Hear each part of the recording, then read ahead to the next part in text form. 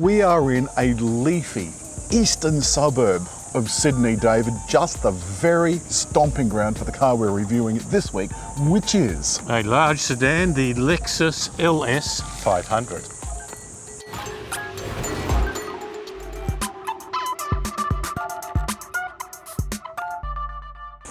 Lexus came out about 30 odd years ago with the LS400, which I actually quite liked. It was unique for its era, had a little U-shaped key, so extra security, a V8, relatively small power compared to what this has, David, which is 310 kilowatts. From a V6 twin turbo.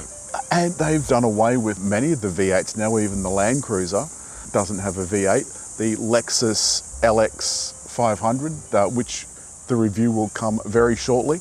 That's also a twin turbo V6, and there's a petrol in that one too. And why not? You can get plenty of power, and do you really need for this sort of car that surging, rumbling sound of a V8? I don't think so. No, well, it's certainly nice to have, but a lot when you go to the petrol pump. The front of this car, David, it's got these Blade LED headlights, which they're extraordinary looking things. And you see them on at night and they sort of do this little dance. I think the headlight arrangement is just beautiful, but look at this beautiful complex set of lines over the bonnet. A line here. Absolutely beautiful. And there's a bulge, David, and I always look for the bulge. It seems pleased to see you. It does. The spindle grille, David, of course, it's a very complex set of lines and enormous, but you can see there's a bar across the middle.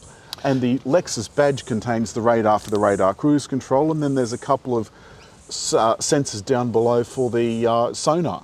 This is huge, and I think fortunately the number plate breaks the confrontational aspect of the front. Or it'd look like it's eating itself, but it is surrounded by more chrome than I've seen since a 1940 Ford. 20-inch wheels, these look absolutely enormous, but they're 20-inch, I suppose 20 inches is enormous.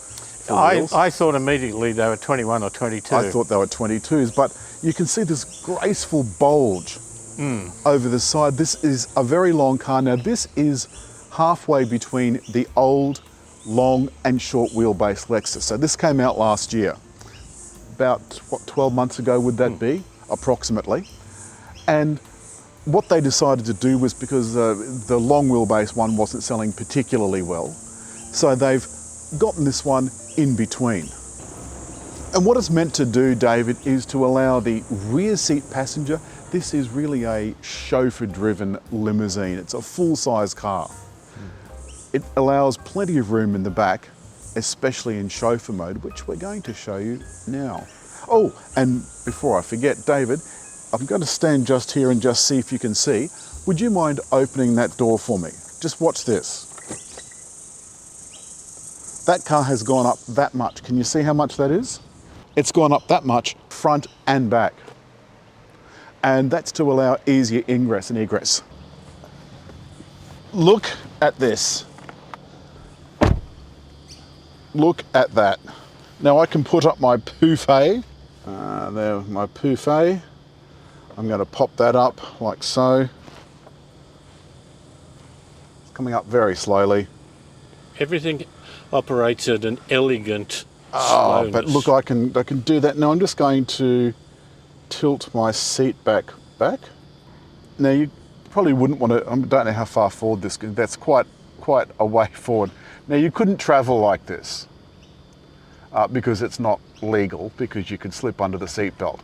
But I'm just going to put that up. So you could travel like this though, there'd be no reason why you couldn't. In the back, I've got this absolutely fabulous sunshade dash VIP keep onlookers out shade. And I've also got one at the back, and that goes down whenever you put it into reverse, so just in case. There's also a plethora of speakers, a vanity mirror just here, a vanity mirror just here, and I can just, I can see that my do is a little bit windswept, but that's okay. There's a couple of coat hooks, vents either side. In fact, the backseat passengers are really well catered for. There's a couple of screens here. The thing I like about this is that one press lowers the screen and another press lowers the window. From the rear, I've got my buffet down, but from the rear I can see that David is driving in regal splendour, as all limousine drivers should. He's got his smart mirror activated. David, do you want to deactivate your smart mirror? Hello? Now reactivate it. Don't run into anything. And you'll notice also I was able to turn my rear media screen on by using these controls here. Just this sea of tranquility. I've got more space than I could ever need, with my legs straight out in a recently returned from overseas trip kind of way.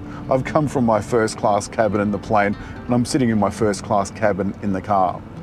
Now I can use audio visual rarefied. I can plug it into my phone. I can use the plugs in the back. My driver only needs to concentrate on driving. David, are you concentrating on driving? Absolutely. Home, thank you, Brown.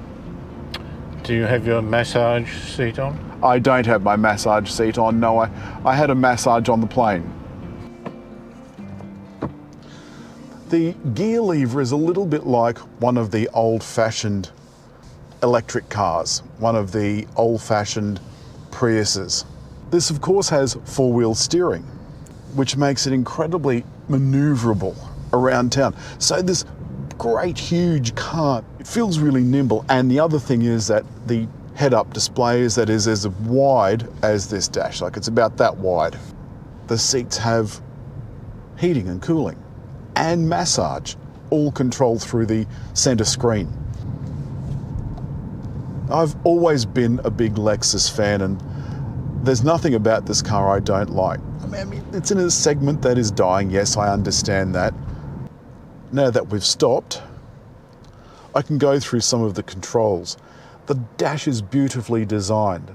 The designs on the doors, they can be tailored to you. There's a whole bunch of different ones to choose from.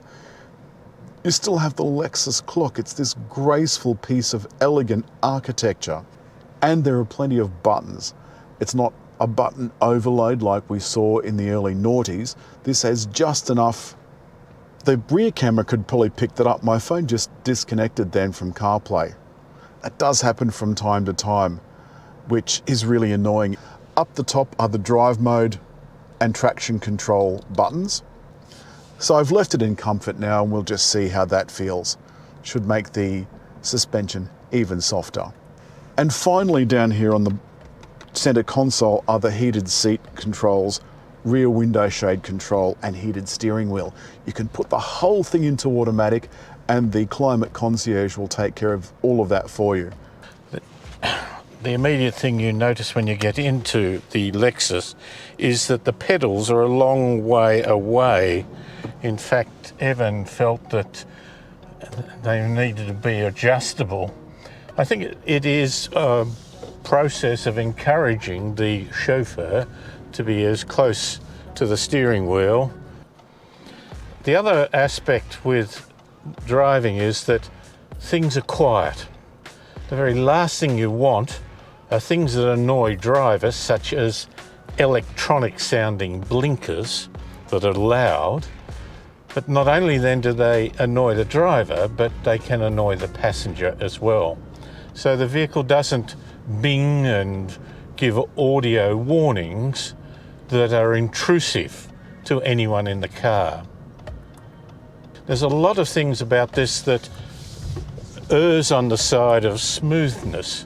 So the adaptive cruise control, if a vehicle has been in front of you and it pulls out of the way and you've got a big gap and it allows the car to build up speed, it does it very gently. I tried to find out whether you could change that, but I couldn't find it in the time available. David, that's all this week for the Lexus. I think it does everything that it says and more. I think this is perfection, but for over 200 grand it would want to be, 206 odd thousand. There's also the hybrid version, which is the same price. Yeah, not quite as much power, but I'm sure being electrification it would operate very well. Yeah. As always, hit like, And leave a comment. and subscribe by hitting the little round thing.